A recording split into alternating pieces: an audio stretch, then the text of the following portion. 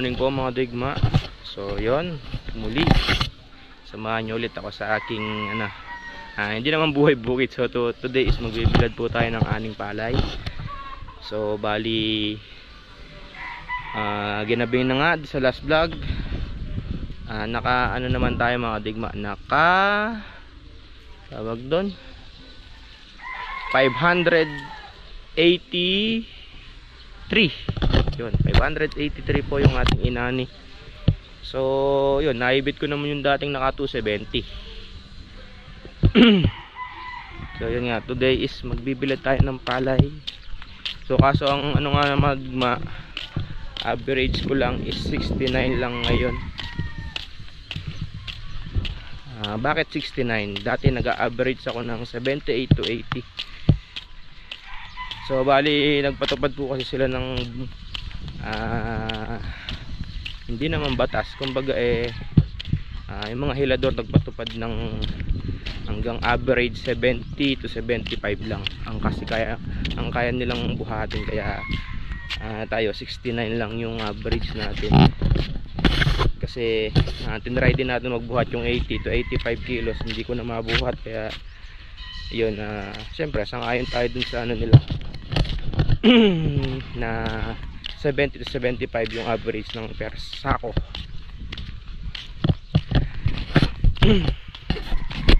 Mababa yung average, mababa yung presyo, hindi naman atras yung ani, okay pa din. So ayan po, binibilad na, kakadkad na. So bali mga kadigma, do sa vlog diba yung tawag doon, yung binlog ko na medyo mura pa, hindi naman medyo, pinaharvest ko na the next day.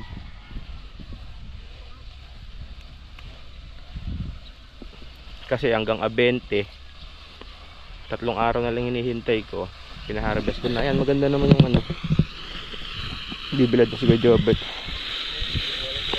Isa lang yung pang halo ya na pwede na muna yan. Every 1 hour, kahit every 1 hour yung para mga ligma, tayo naman yung halo. Salit-salitan kami every 1 hour. Ihalo natin.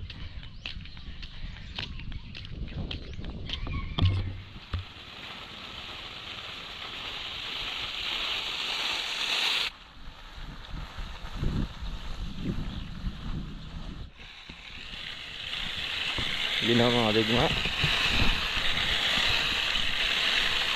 O bali yan mga digma, masarap yung bigas yan kasi kabaywang tangkay. Pero mga digma, grabe init.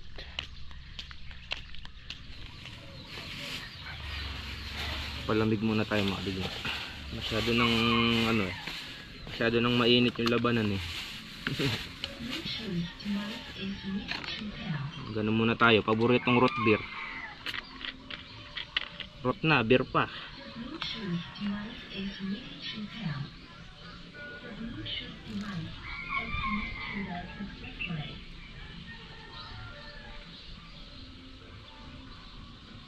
Tahimik na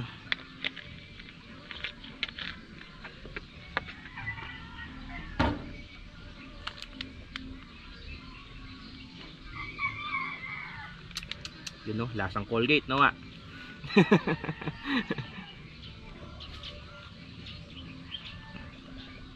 Sarap. Kumakain ka ba ng papaitan? So kain muna tayo mga digma. Ulam po natin papaitan. Yun na. Ano tayo? Ang ko nahiya. Ay, ilan yung kasako ninyo na yan? 41 na yan. 41 na lang yan. 37 na lang. So naman, wag naman. Ulam natin, papaitan, tsaka Gigi. Kain na tayo. Papait. Kasi lang naman kumain. Pinahiya. Ang tuloy ako ito. Yan yung papaya doon na may itlog.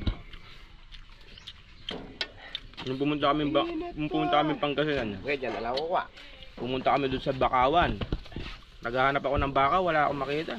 Baka daw eh, baka. Ba't ka walang baka dito? Kaya pala meron doon, talaba.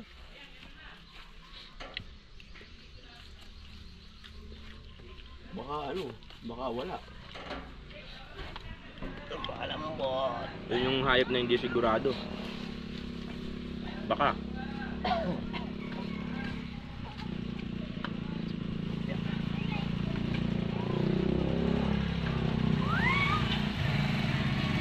Uwian na ng mga estudyante, oh.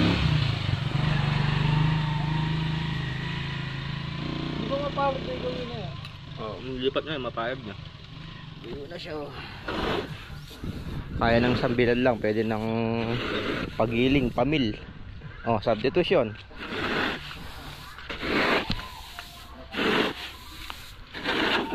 Sub.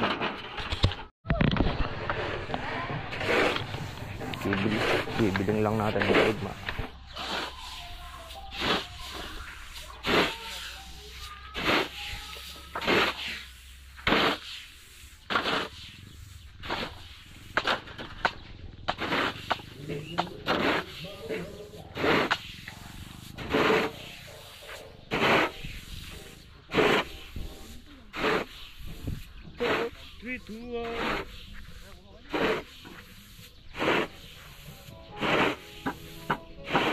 Ay, substitution muna ang aligda. Ay, sobrang lamig. Muusok sa lamig. Muusok sa init. Yan lang, may puno ng ano dito, mangga. Yan mga digma, oh. May bunga pa, oh, nahihinog. Bawal kuhanin yan, baka mamaya pagka nawala tayo pagbibintangan niya. Tama na yung ano, tama na yung silong.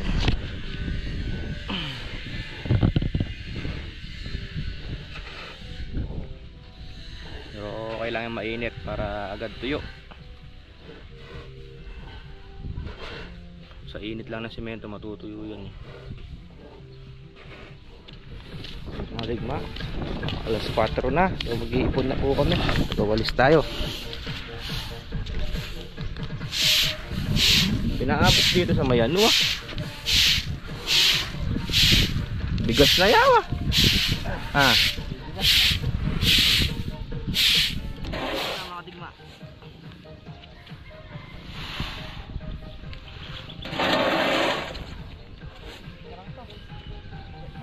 Bigat na.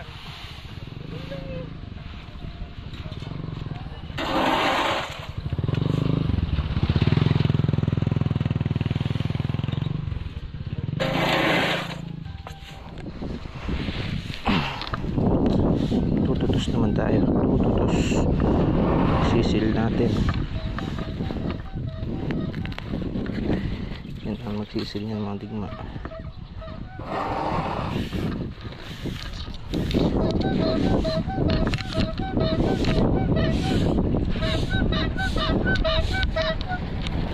Yun na pa, nawa. Yun na ako, Tet. May nagtitindawa pala ng tinapang ganun, Tet. Oh, Tet. Sil. Sisil natin ng mabuti mga digma.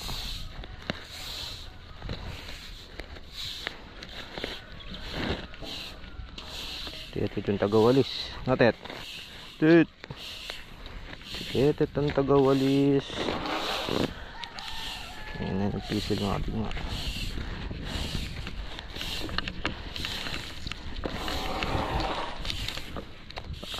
Sil na sil.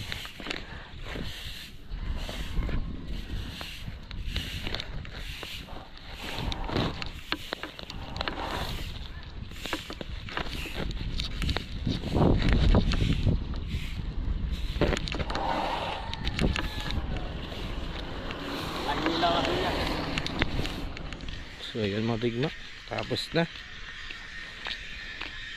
Kakakutin na lang. Gandang nakikita, oh.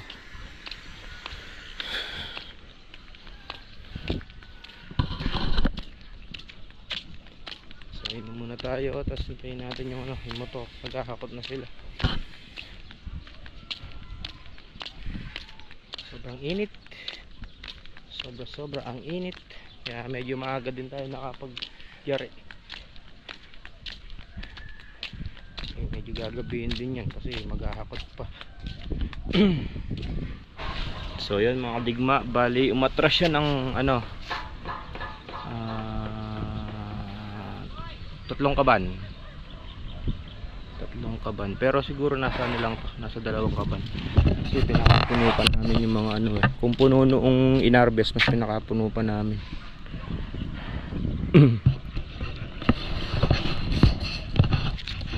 Bali kinuha na lang ni kuya yung mga tira-tira. Tapos uwi na tayo.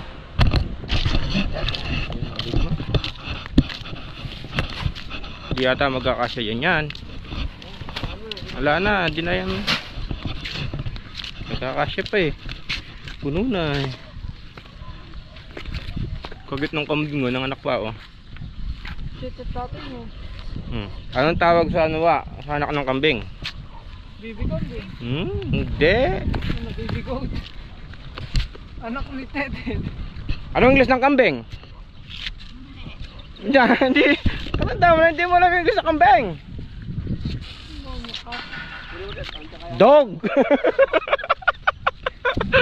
English ng kambing, dog. Cat.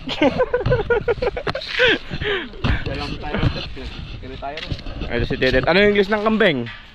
Pagbutihan mo. Ay, hindi niya alam ang English ng kambing. Pagka tinanong ka ng English ng kambing, dog.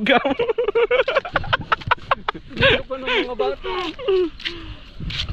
English ng kambing, goat. Pagka malit na kambing, yung anak, kaperang goat. Pakikita ko yung anak ng kambing.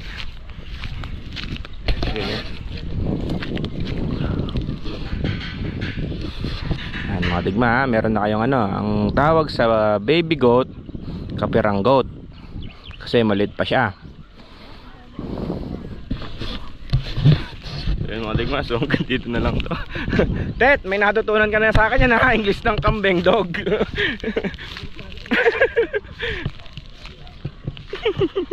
Tatawa ako eh. Ewan daw eh. So yun mga digma, so bali yun mga digma, bali dito na po kami sa bahay. So gusto ko lang i-share to mga digma kasi sa mga nakakasama ko, meron silang nasasabi na pangit pagka base sa experience ko lang, pero dito pa naman is wala pa naman. So gusto lang i-share tong porsyento namin dito sa Las Harvest 580 kaban. So ayun mga digma, bali ang 15% niya is umabot ng tawag doon 87. Yun, 87 kaban. Di-divide namin sa 3 dahil 3 po kami, tig 29 each. So yun, bali yung kay Bullstag ayan, wala pang nakakwenta. Pero yung kay kay Carlo ang pangalan niya mga digma, 29 kaban, average 69. Ayun, 2001 ang kilos na nung 29 kaban. At ang price is 25.50. Ang naging ano niya is 51,025. So yun, bibilangin po natin yung kaywa. So siwa kasi walang masyadong bali. Negro dito, si Negro maraming bali. So bali yung kaywa nabilang ko na kasi. Napakadami kong bali ah. 51.25. Bilangan mo ah. Kailangan 100 ano yun, 102. Ito lang sa ano yan, sa 10. No? Oo, sa 10. Ay, Ngayon, kikwentahin natin yung kay Bullstag. Bali siwa. abunado pa nga ako dun, babali lang ako. Kaya ka lang, kagulo. Ay, si Negro mga digma, walang damit. So, sineshare ko lang kasi mga digma, naging ano ko kasi, share ko lang. Tawag doon, mga nakasama ko, binigyan ko na kasi sila ng tawag doon, tamang porsyento nung mga nakasama kong iba. nabigyan ko na ng porsyentong tama. Ang kwento sa iba, mali pa. Binamali pa ako mga digma. Ngayon, bago ka magyabang, sinasabi ko sa iyo, doon sa nagkakalat sa akin, bago ka magyabang, magbayad ka ng utang. Sana alam mo yung inutang mo sa akin, hindi yung puro kayabang. So, yun, kaya lang naman gusto kong i-share to mga digma. Alam ko nanonood ka, kaya gusto ko lang i-share to. Bago ka magyabang, magbayad ka muna ng utang sa akin. Hindi naman sama-sama yung ugali ko, mga digma, di ba? Bilangan mo mabuti yan, mamaya. Kaya gusto ko lang i-share din to mga digma. Ayan, nakaharap yung mga magulang ko, andyan po sa likod para gusto ko lang na malaman na fair ako sa mga tama. So bali mo sa next crab, yung huling crabbing. Dito ako na sumasakit yung ulo eh. Sa pali. Kay Negro.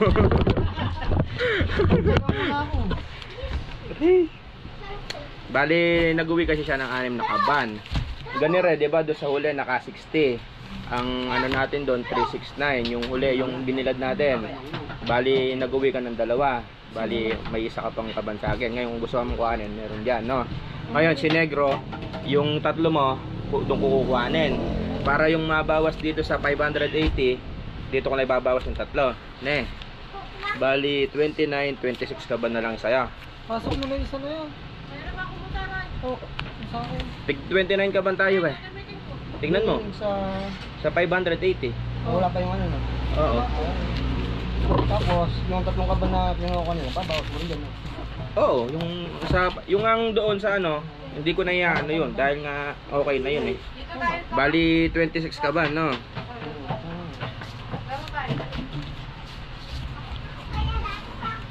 Wala, nasa yung calculator. Para lang gusto kong maano mga digma. Doon. Ang ano kasi minamasama pa ako eh. Huwag ganun. 26. Tala.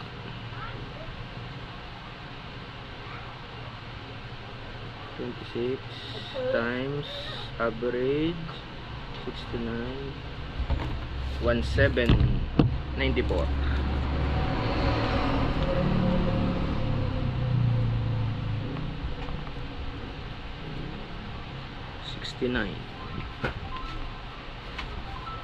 Times price 25.50.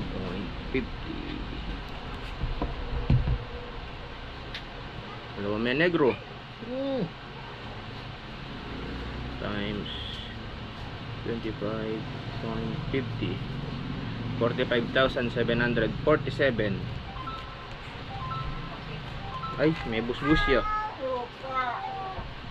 45 7 47. Ano busbus ya?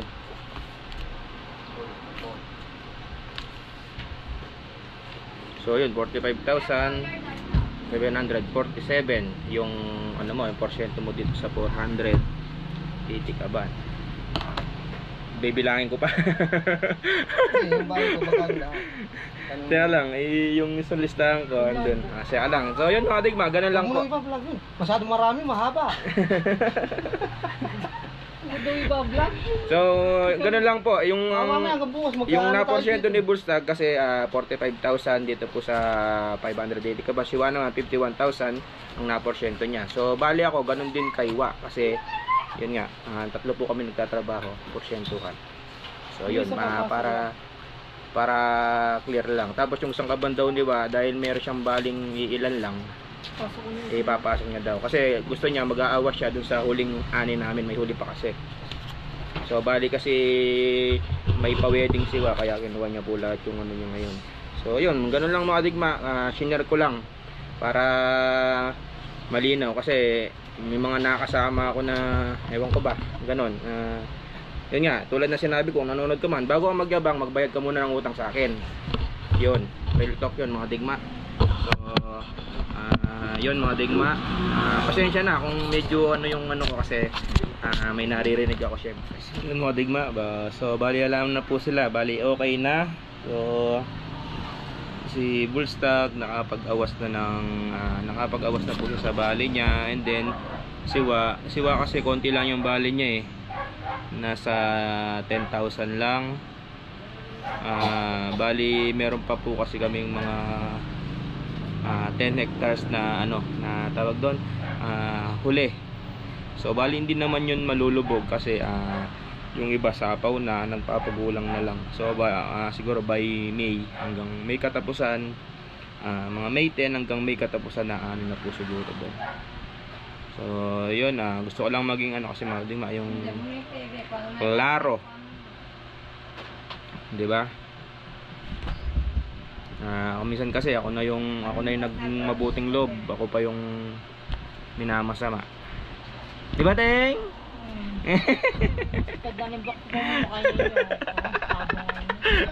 Makikita talaga, ganun talaga, that's natural.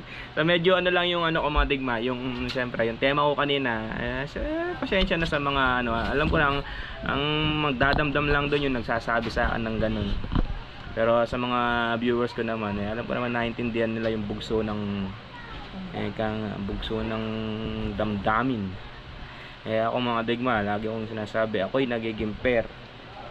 Kasi pagka hindi ka naging pair sa buhay mga digma, lahat yun ay may balik. Di ba, Teng?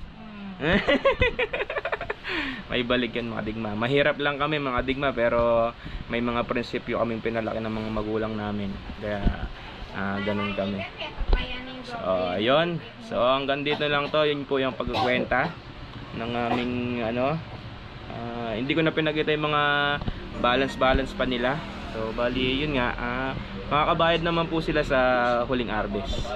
So yun, umandar na po yung sini ni Mama Bebe. Umandar na yung sini niya. So hanggang dito lang to. And maraming salamat po sa wala sa suporta at panonood sa mga digma dyan, ang solid sa digma dyan. Shoutout po. Till next vlog mga digma, ang inyong lingkod JSLD nagsasabing madali lang ang buhay, piliin nyo may masaya. Ciao.